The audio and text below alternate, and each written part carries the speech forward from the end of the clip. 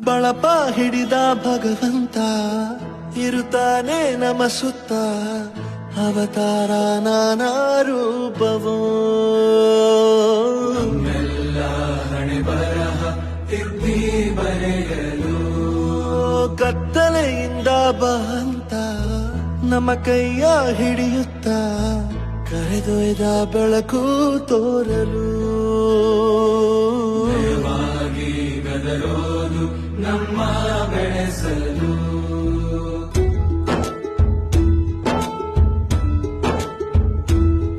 ಭಾಷೆ ಅಮೃತ ಕುಡಿಸೋ ತಾಯಾಗಿ ಭಾಷೆ ಅಮೃತ ಕುಡಿಸೋ ತಾಯಾಗಿ